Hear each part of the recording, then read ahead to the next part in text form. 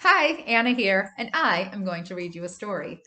So we've been stuck in the house. Um, we're going on like 40 days or something. Maybe it's not that long. And I go to work sometimes. I work at a little place that does food and beverages. It's not really a restaurant, but it's kind of a restaurant. And so we do a lot of takeout foods. Like I cut up some cheese and I cut up some meat and I add fruit and nuts and seeds and beans and jellies and stuff. And we give that to people to snack on, and it's really lovely. Um, but my kids are home and they haven't been able to go to college or high school or drive cars or go to friends' houses or anything. So we do a lot of coloring in our house. And a friend of mine gave me this book, Beth. I was telling you about her before, and she loaned me this book, and I've never read it. I should usually read the books before I read them to you, but I'm not going to do it this time. So it's called The Day the Crayons Quit. When I used to work at an elementary school, I would have to go and read to kids in libraries and classrooms while the teachers, like the actual teachers, did their grading assignments and reading centers.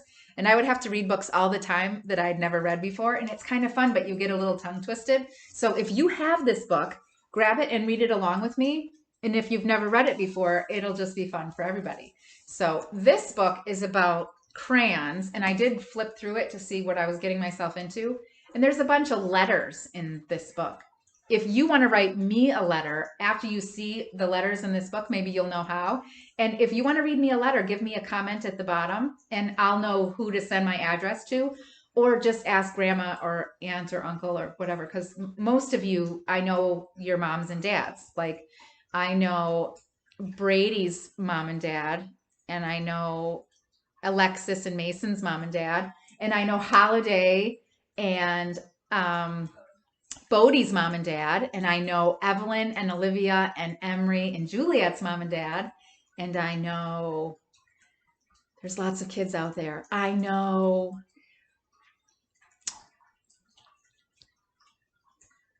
can't remember all the other kids out there.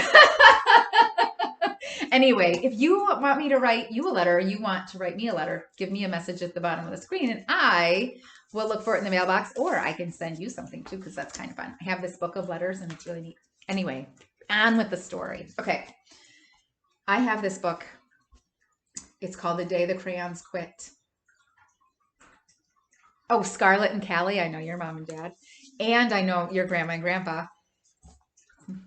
And Axel and Britton and Callum, I know your mom and dad. So if you guys want to leave me messages, I will send you my address and you can write me a little letter or draw me a little picture, and it'll be fun because it'll make you think of this book and all of the crayons inside of it.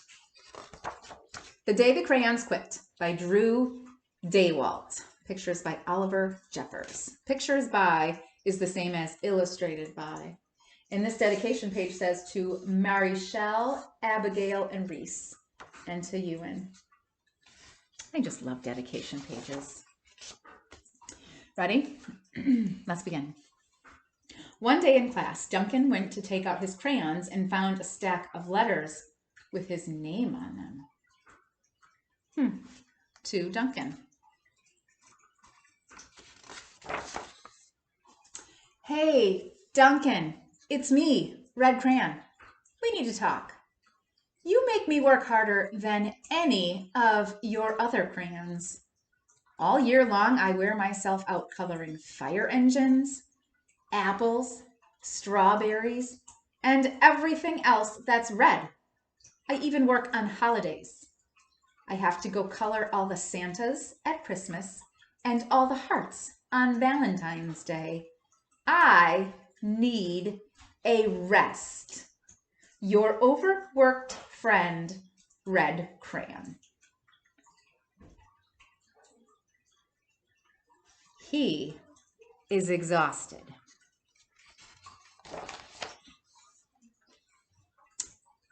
Dear Duncan, all right, listen. I love that I'm your favorite crayon for grapes, dragons, and wizard hats. But it makes me crazy that so much of my gorgeous color goes outside the lines. If you don't start coloring inside the lines soon, I am going to completely lose it. Your very neat friend, Purple Crayon. It's kind of a mad crayon. Like a mad dragon. It's like a fire-breathing crayon. Ooh, let's see here. Dear Duncan, I'm tired of being called light brown or dark tan because I am neither. I am beige, and I can prove, and I am proud. I'm also tired of being second place to Mr. Brown Crayon. It's not fair that Brown gets all the bears and ponies and puppies, while the only thing I get are turkey dinners, if I'm lucky, and wheat. And let's be honest, when was the last time you saw a kid excited about coloring wheat? Your beige friend, Beige Crayon. Maybe we should all start coloring pictures of wheat. Here's another letter. Duncan. Gray crayon here. You're killing me. I know you love elephants, and I know that elephants are great, but that's a lot of space to color all by myself. And don't even get me started on your rhinos, hippos, and humpback whales. You know how tired I am after handling one of those things. Such big animals. Baby penguins are gray, you know. So are very tiny rocks and pebbles. How about one of those once in a while to give me a break? Your very tired friend, Gray Crayon. Oh, I just got a note from my Kendra. She tiptoed and creepy crawled right past here and you didn't even see her. And her note says, oh, she sent me a letter just like in this book. It says, I'm going to Nana's and we're riding our bikes to the farm. Well,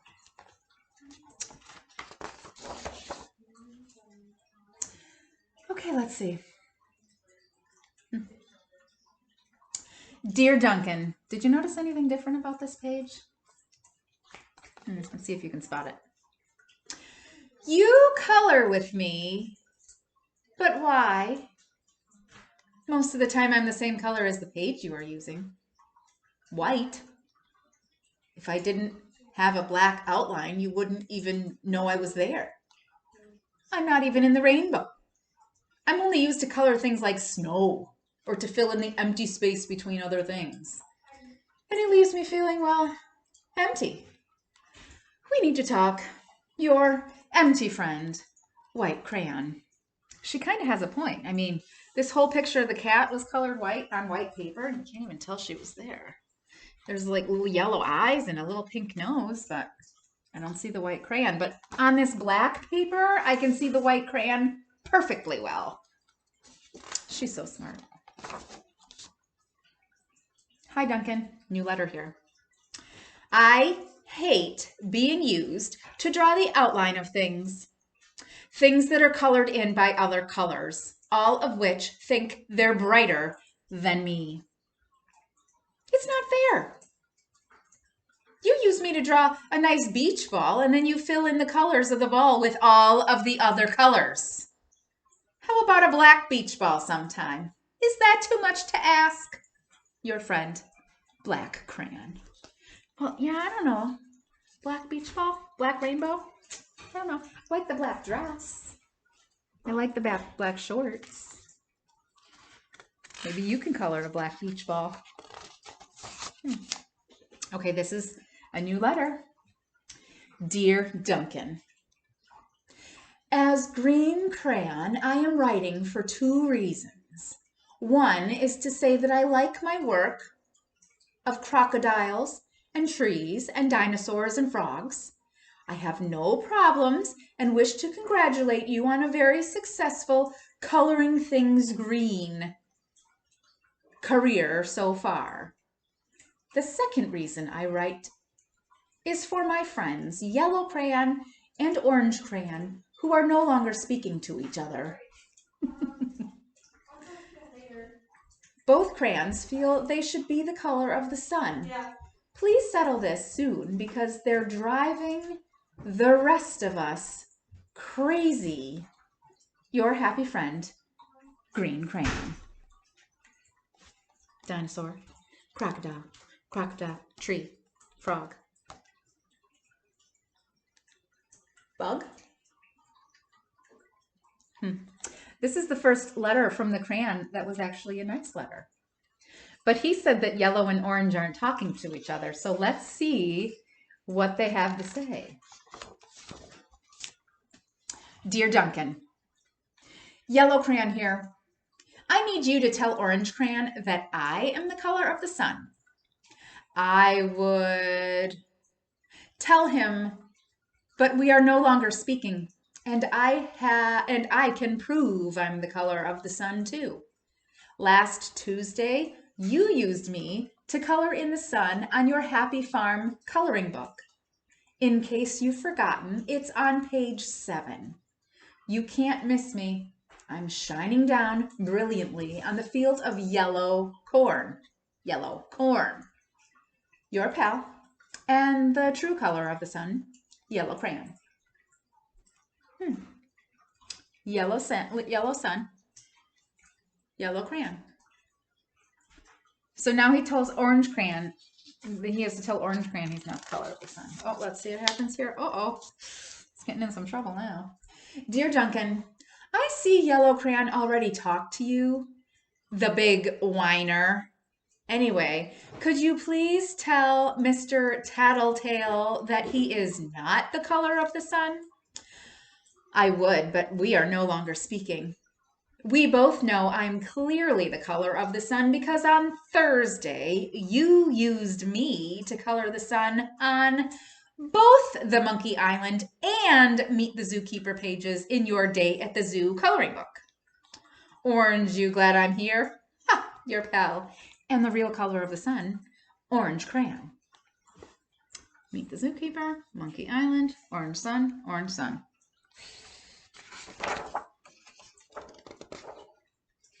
I sure hope they can make up.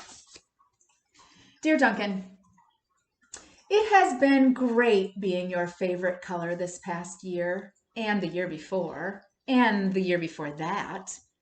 I have really enjoyed all of those oceans, lakes, rivers, raindrops, rain clouds, and clear skies.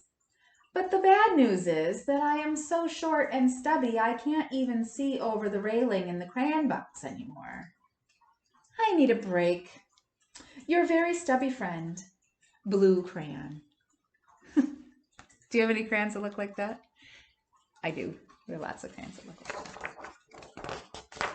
Oh, pink. Duncan. Okay, listen here, kid. You have not used me once in the past year. It's because you think I'm a girl color, isn't it? Speaking of which, please tell your little sister I said thank you for using me to color her Little Princess coloring book. I think she did a fabulous job of staying inside the lines. Now back to us. Could you please use me sometime to color the occasional pink dinosaur or monster or cowboy? Goodness knows they could really use a splash of color. Your unused friend, Pink Crayon. So this must be the sister's painting or coloring. She did a good job staying. Look, there's only a little outside the lines. You know, but staying in the lines is overrated anyway. Ready? We might be getting towards the end here. Hey, Duncan. It's me, Peach Crayon. Why did you peel off the paper wrapping? Now I'm naked and too embarrassed to leave the crayon box. I don't even have on any underwear. How would you like to go to school naked? I need some clothes. Help, your naked friend, Peach Crayon.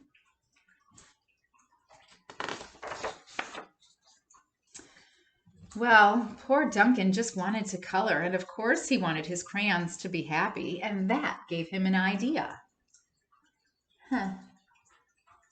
We got all these letters from the crayons, and now he's feeling a little upset about it. Let's see what happens next.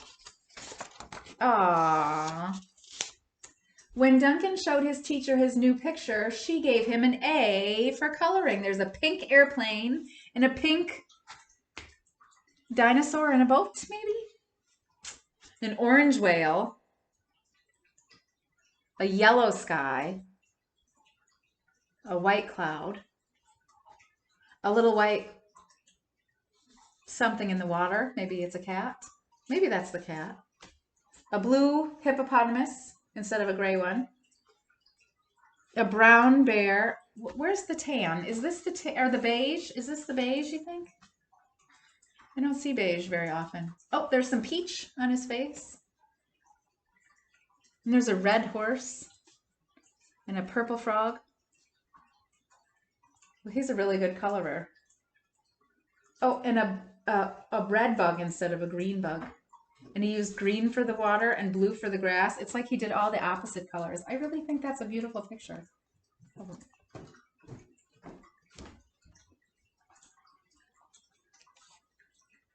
I have Cadence whispering to me from the other side of the computer because she doesn't want to interrupt my story, but she's interrupting my story. And an A for creativity. Look at this crayon has all the colors. If you feel like writing me a letter or sending me a picture, please do a little comment, chuk, chuk, chuk, chuk, chuk, chuk, chuk, blink, and ask if that's okay with your tall people in the house, and I might be able to send you something too. Okay, everybody, thanks for joining me. Hopefully you visit again, and, you know, I'll read another story.